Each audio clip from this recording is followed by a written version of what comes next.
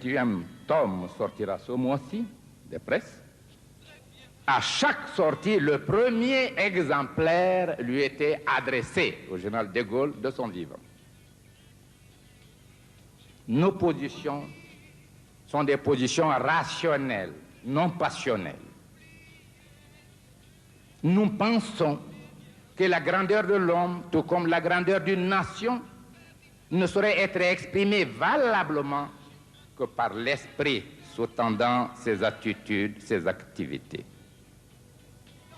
Et c'est pourquoi, avec la France, nous n'avons jamais eu de rupture réelle.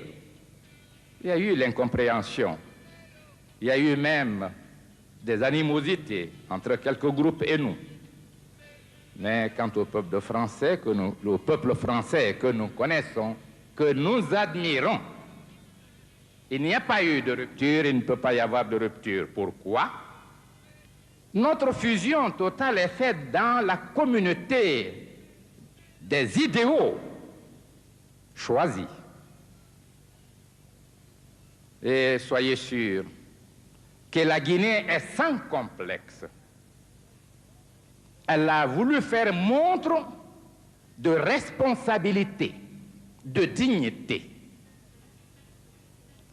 Et souvent, à l'extérieur de l'Afrique, l'image que l'on a de l'Afrique, c'est cet homme mendiant, assis au carrefour de la rue ou devant une mosquée avec les mains tendues pour recevoir l'aumône.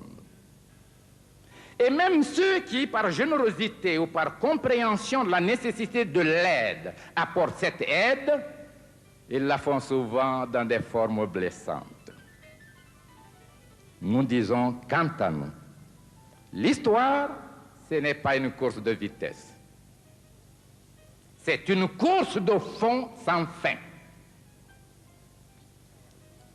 Pour valoriser l'existence de l'homme, il faut nécessairement avoir une conscience historique, et une conscience sociale, et une conscience politique, et une conscience économique, et une conscience culturelle, et une conscience humaine en un mot. Ce n'est pas le degré de richesse ou de pauvreté qui servirait chez les hommes intelligents à sa classification, mais c'est ce qu'il aura représenté sur l'échelon universel de la pensée universelle. C'est cela qui se confondra avec lui.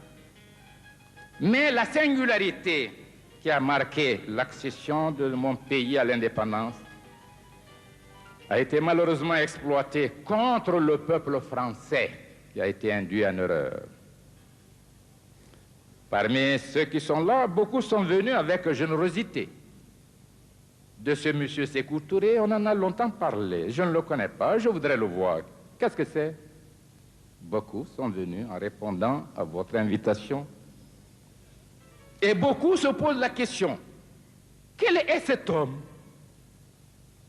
Je voudrais vous mettre à l'aise. Cet homme est un fils de la Guinée. Cet homme est un être simple qui a commencé la vie à 17 ans, qui n'a bénéficié que de l'enseignement primaire. Cet homme a été brimé tout jeune. Un arrêté interdisant au secteur public et privé de lui donner un emploi. Cet homme n'avait rien. Et au moment où, pour la première fois, son parti, le Parti démocratique de Guinée, l'avait choisi pour être le candidat député pour le Parlement français, il lui était réclamé 5 000 francs. C'est-à-dire 50 francs français aujourd'hui. Cet homme, pendant un mois, était incapable par lui-même de trouver les 5 000 francs. Mais cet homme était déjà dans la conscience des travailleurs de Guinée. Il assumait les fonctions de secrétaire général de l'Union territoriale des syndicats. Et celle plus importante, de premier responsable de la Confédération panafricaine des syndicats. Cet homme n'a pu obtenir les 5 000 francs que lorsque les dockers de Conakry ont appris l'incapacité du candidat à se faire inscrire, faute d'argent, avait donc organisé une souscription pour amener les 5 000 francs. Je suis le fruit de mes frères et de mes sœurs. Et les femmes de Guinée ont pris position pour cet homme, unanimement. Et je ferai de telle sorte qu'elles n'aient jamais regretté leur mobilisation. C'est pourquoi dans notre ligne, dans notre programme, l'émancipation de la femme n'est pas prévue comme un acte de solidarité, mais comme une obligation. Il s'agit davantage de l'émancipation de l'homme qui brime et exploite la femme que celle de la femme. Voilà notre conception et nous la traduisons systématiquement dans toute la législation depuis que nous sommes indépendants. Et vous pouvez voir à l'université, à toutes les écoles, nous exigeons l'égalité de chance, l'égalité de l'effectif.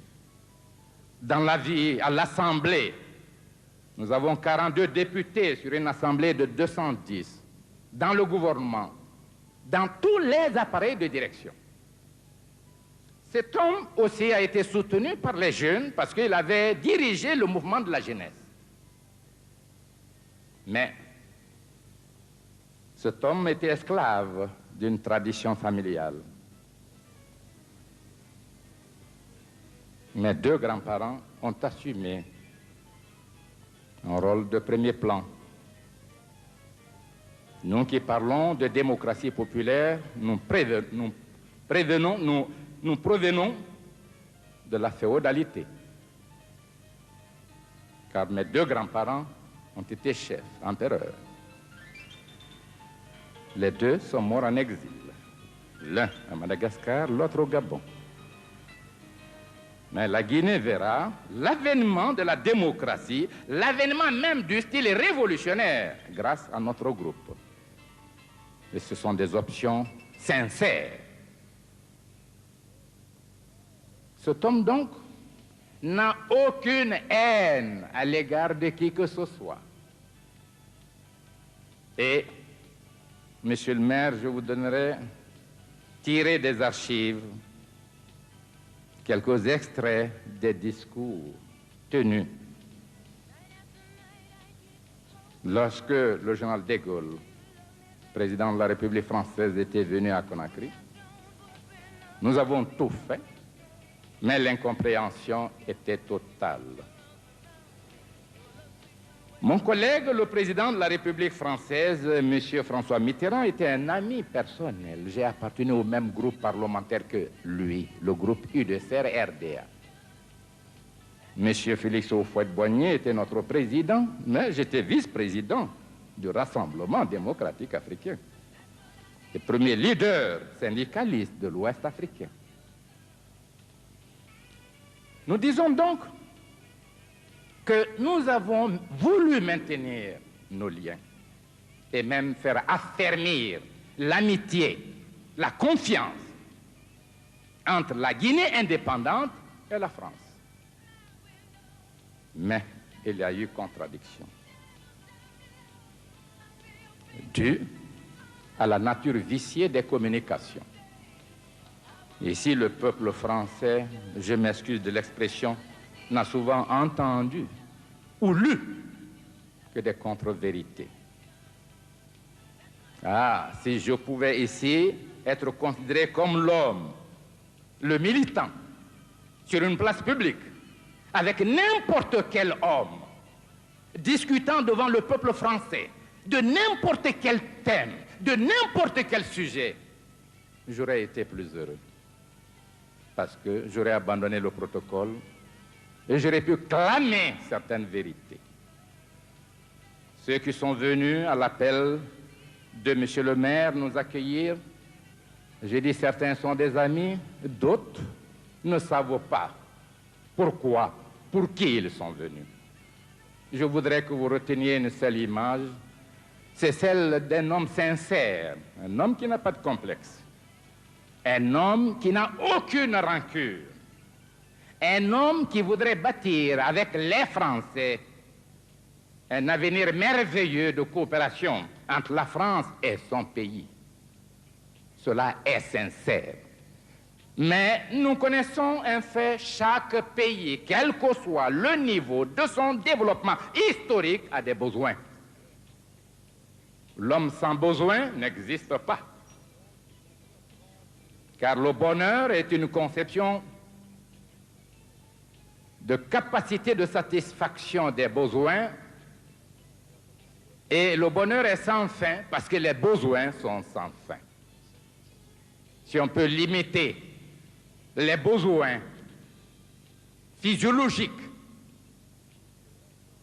mais les besoins culturels sont sans fin, l'esprit inventera toujours une nouvelle forme de l'éthique et poussera l'homme à sa réalisation.